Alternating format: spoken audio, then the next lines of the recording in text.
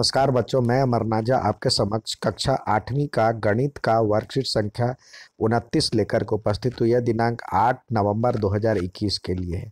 हमारा टॉपिक है घन और घनमूल। प्यारे बच्चों, हम घन और घनाभाकार ठोस आकृतियों के बारे में जानते हैं।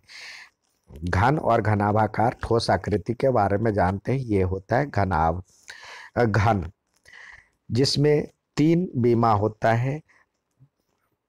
जिस प्रकार वर्ग और आयत जैसे द्विमीमीय आकृति होती है, जिसमें लंबाई चौड़ाई होता है और उसका क्षेत्रफल निकाला जा सकता है वर्ग सेंटीमीटर में, उसी प्रकार घन और घनाभ त्रिमीमीय आकृति होती है। इन आकृति में लंबाई चौड़ाई और ऊंचाई तीनों होता है। तो इसके लिए आयतन निकाला जाता है। हम घन आकृतियों का आयतन ज्ञात करेंगे। क्षेत्रफल के लिए हम लंबाई गुने चौड़ाई लिखते हैं, तो आयतन के लिए लंबाई गुने चौड़ाई गुने ऊंचाई लिखेंगे, 2 गुने 2 गुने 2। तो यानी 3 बार सेंटीमीटर है यहाँ पे, तो 3 बार भुजा आया है, तो सेंटीमीटर क्यूब लिखेंगे। आओ हम नीचे दी गए भुजा की माप से घन आकृतियों का आयतन ज्ञात करें और प्राप्त पूर्ण घन संख्याओं को निम्न भिन्न भिन्न रूपों में दर्शाएंगे तथा तालिका में दिए गए रिक्त स्थानों को पूरा करें। मजेदार बात दिया हुआ है, जो त्रिमीमीय आकृति के प्रत्येक फलक द्विमीमीय आकृति की तरह होता है। यानी इसमें जो ऊपर वाला हिस्सा जो त्रिमीमीय आकृति में दो कोई भी यदि हम फलक निकालते हैं इधर, तो लंबाई और चौड़ाई के तरह ही होता है। यहाँ लंबाई गुने ऊंचाई हो जाएगा, तो किसी में चौड़ाई गुने ऊंचाई हो जाएगा। अब आइए, जैसे दिया हुआ है एक घन की भुजा का माप, तो घन का आयतन 1 गुने 1 होगा, तो घन का आयतन 1 घन इकाई। घन संख्या 1 होगा, घातांकीय रूप 1 का घन 3 लिखेंगे हम, या विस्तारित रूप 1 गुने 1 लिखेंगे। 2 इकाई, यदि भुजा की माप 2 है तो 2 गुने 2 गुने 2 यानी 8 घन इकाई हो जाएगा। यहाँ पे 2 दूनी 4 दूनी 8, तो घन संख्या 8 बन जाएगा। इसमें एक एक वाली उसको घातांकीय रूप हम 2 का 3 घात लिखेंगे, विस्तारित रूप 2 3 बार लिखेंगे। इसी तरह 3 को लिखेंगे 3 गुने 3 गुने 3 यानी 27 घन इकाई हो जाएगा। तो यहाँ पे हम लिखेंगे घनों की संख्या क्या हो जाएगी, 27, और इसका विस्तारित रूप ये 3 का पावर 3, 3 गुने 3 गुने 3। अब यहाँ पे 4 इकाई है, तो 4 गुने 4 गुने 4, तो ये हो जाएगा 64 घन इकाई। तो 64 घन इकाई लिखे, ये 64 हो गया। 4 का क्यूब, तो यहाँ पे हम लिखेंगे 4 गुने 4 गुने 4। ठीक है। अब यहाँ पे 5 इकाई है, तो 5 को 3 बार गुना करेंगे, 5 गुने 5 गुने 5, तो 125 घन इकाई। तो यहाँ पे लिखे 125 घन इकाई। 125 5 का पावर 3 यानी घातांक 3, 5 को 3 बार गुना की।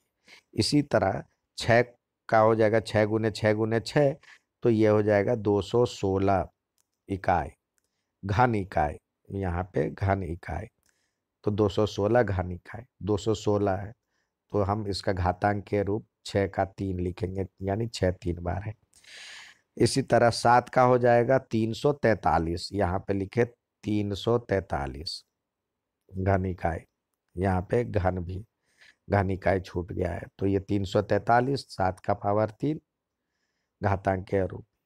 8 है, तो यहाँ पे हम लिखेंगे 8 का के लिए 512 घन इकाई।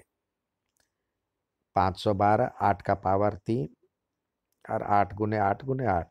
यहाँ 9 का पावर 3 है, तो हम लिखेंगे 729 घन इकाई, और यहाँ पे 729 लिखेंगे। 9 गुने 9 गुने 9, यहाँ पे 10 है, तो ये 1000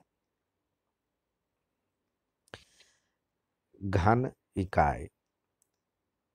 तो ये हो जाएगा 1000 घातांक के रूप, यह हो जाएगा।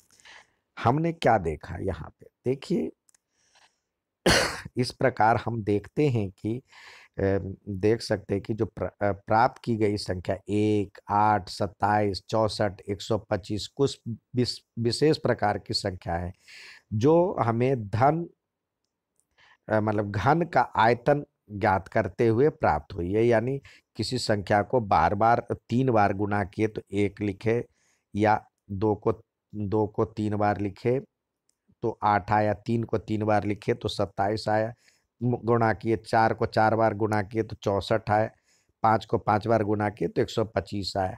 तो इन संख्या को हम पूर्ण घन संख्या कहते हैं। अब जब एक संख्या को स्वयं से 3 बार गुना किया जाता है, यानी कोई संख्या है x गुने x गुने x, तो ये एक्स क्यू जो होगा ये पूर्ण घन आयतन घन संख्या हो जाएगा। यहाँ पे कोई नंबर होगा। अब दिया गया है जो कि घन का नीचे दी गई संख्याओं का घन ज्ञात कीजिए। तो 11 का क्यूब ज्ञात करेंगे तो क्या आएगा, 11 को 3 बार गुना करेंगे तो क्या आएगा, कि हम यहाँ पे 11 को 3 बार गुना करेंगे तो ये आएगा आपको 1331। 12 को करते हैं तो ये 12 गुने 12 गुने 12 तो ये हो जाएगा 1728 आता है। 13 को करेंगे तो ये 3 3 9 27 यानी 2197 आएगा। 14 को करेंगे तो ये आएगा 2744। 15 को करेंगे तो ये आएगा 3375। 16 को करेंगे तो यदि 3 बार तो ये हो जाएगा 40।